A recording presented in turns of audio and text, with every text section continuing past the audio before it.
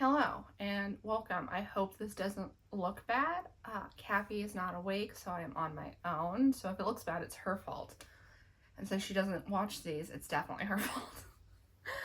Anywho, I don't know if you can see this cage next to me. Hi, Dax. But the reason it looks so empty, if you can, is because they're in intros, which will be a video in a couple weeks. But yeah, they're interesting intros so far. So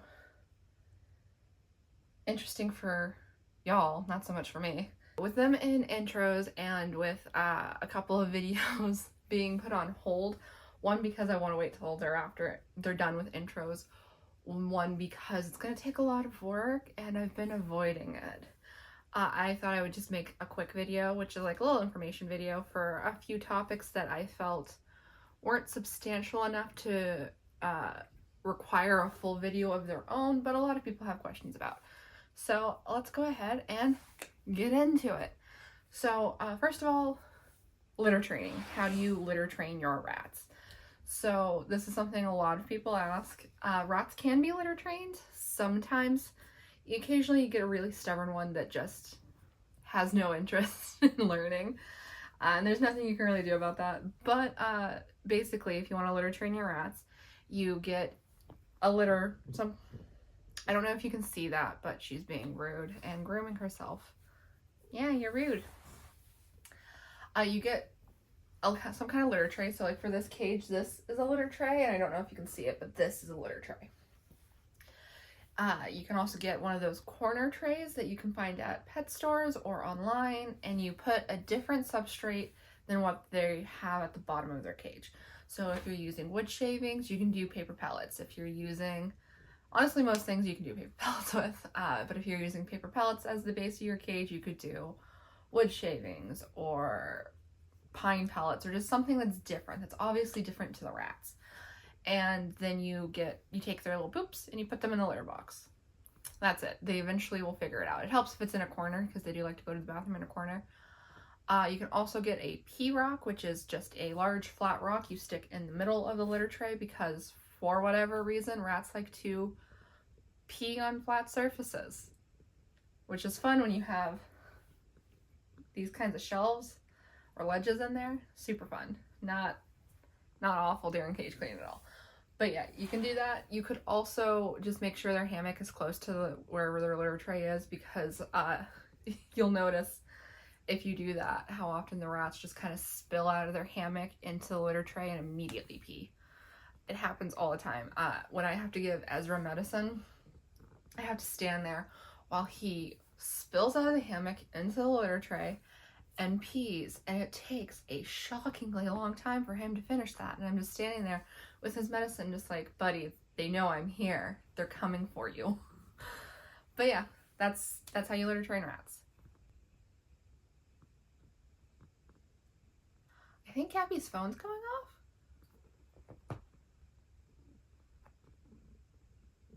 I don't think she'd be awake. The next thing to talk about, let's talk about free roam. How often should you free roam your rats and for how long?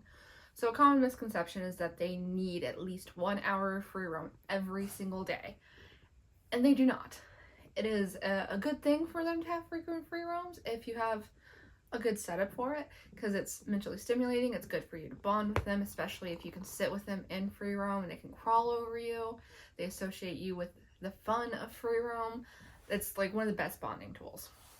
However, if you have an appropriately set up cage where they can express their natural behaviors, they have activities to do, like, for example, wheel, foraging toys, especially if you have a deep base that they can burrow in, you do not need to free roam your rats every day. I feel like people often view the cage as a prison, and that is simply not the case. If your cage is set up well and you've bonded with your rats well, if they're happy, their cage is home. Outside, it's mental stimulation. It's fun for them to come out, play, hang out with you, but at the end of the day, they're going to want to go home, and their home is their cage. Like, they love you, obviously. They would spend as much time with you as you want, but they feel safe in the cage. It's kind of like crate training with dogs. If you properly crate train a dog, the crate feels like safety. If you don't properly crate train them, it doesn't.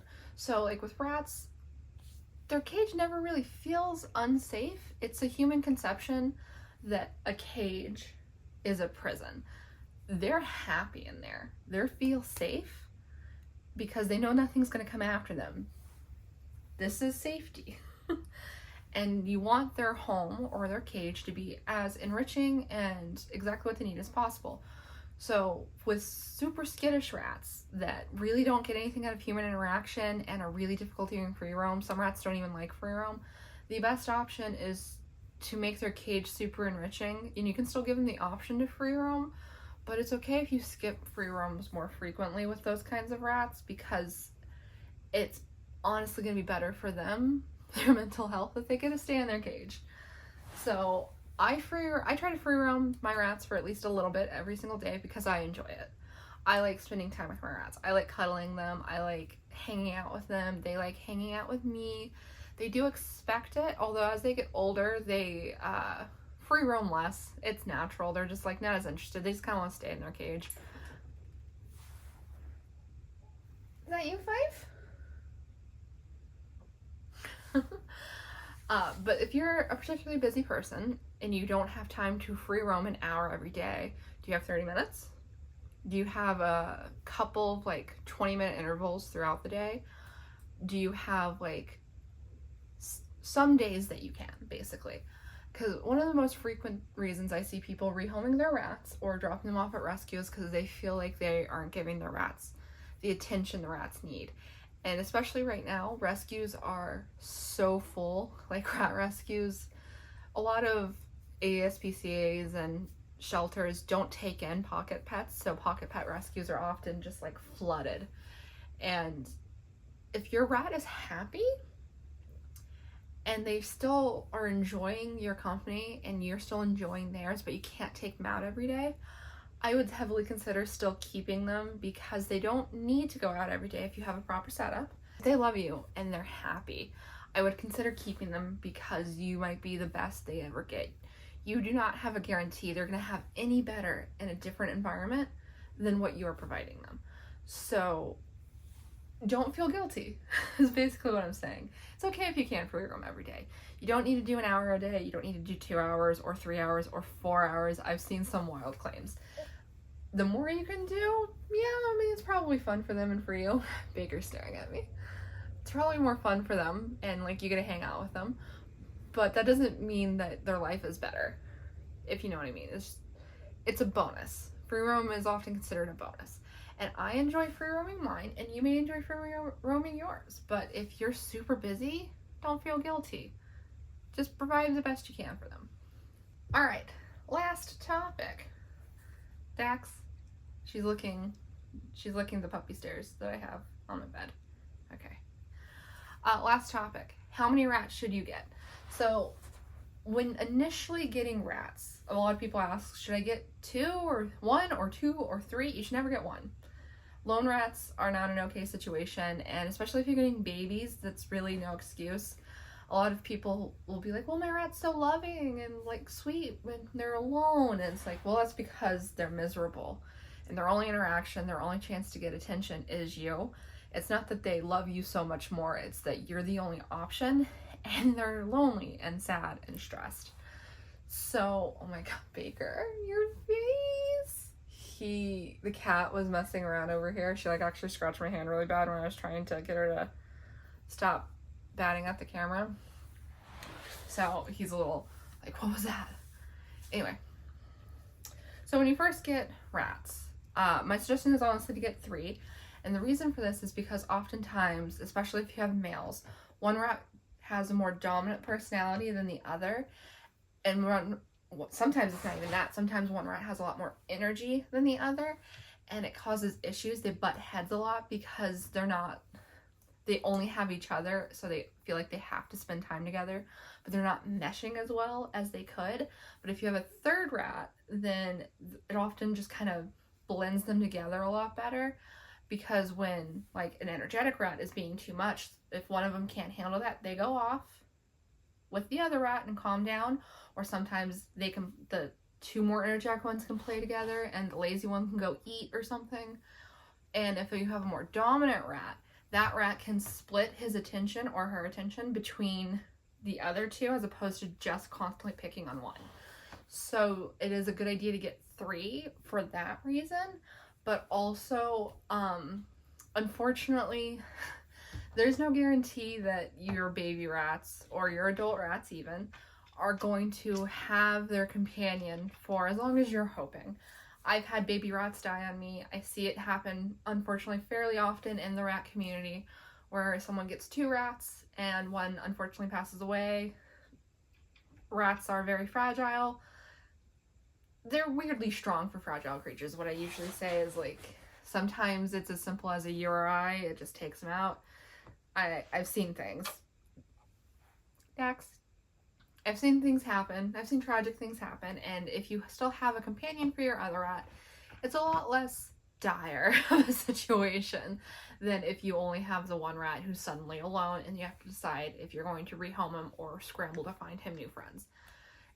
With baby rats specifically, so rats under 4 months old, they need the companionship of same age rats, so you can go 2 weeks in either direction. So like say you have a 12-week-old rat, they can have 10-week-old companions or 14-week-old companions within that range. That's the range. They need same age company in order to socially develop and mentally develop properly. If they don't, they can become very difficult. Every single lone baby rat I've ever dealt with has been a nightmare in intros. Like from the time they're babies to the time they're adults, they have been nightmares because they didn't develop properly. Even if you have adult rats, you're like, well, I want baby rats. I'm gonna go get one baby. That baby's gonna be a nightmare. They're not gonna be quite right. They're not gonna bond well. Even if they're a good rat, even if they're a sweet rat, they're just not gonna be quite right. I think that's the problem with Barber, honestly, is like I know Baker and Barber were both single rats. And Barber has some behavioral issues, not like aggression or anything. He's immature. He wants to play constantly, and it's annoying everyone in the cage. Like with Baker, before I started intros, he was just constantly pestering Baker, not because he's alpha, but because he wanted to play. And Baker doesn't have the same energy level, so he would kind of ignore him, and the more he ignored him, Barber would grab him by the ankle and start pulling. It got to the point that Baker was starting to limp. He was like, his foot was swollen. He was very bothered with Barber, not wanting to spend time with him. And that's not really fair to either of them. Now, if Barber had come in with a friend who is the same age, they'd have the same energy level. They'd be able to play. It's also just not, it's also just not particularly safe for a baby to try and play with an adult. Females have a lot more tolerance for this in my experience than males do, but baby rats play hard, and the way baby rats play, adult rats often think is an attack. And if you have, say, a 250-gram male in with a 600-gram male, if that 250-gram baby tries to play with him, that 600-gram male could seriously injure or even, unfortunately, take out the baby. So you should always get at least 2 babies. I recommend 3, even if you already have some at home, because again, things happen. It's better to have a just in case baby, I guess. I know that sounds terrible, but I still recommend getting 3 babies. If you're talking adults, things are a little iffier. If you're rehoming adult rats, you can get 2. It's probably fine.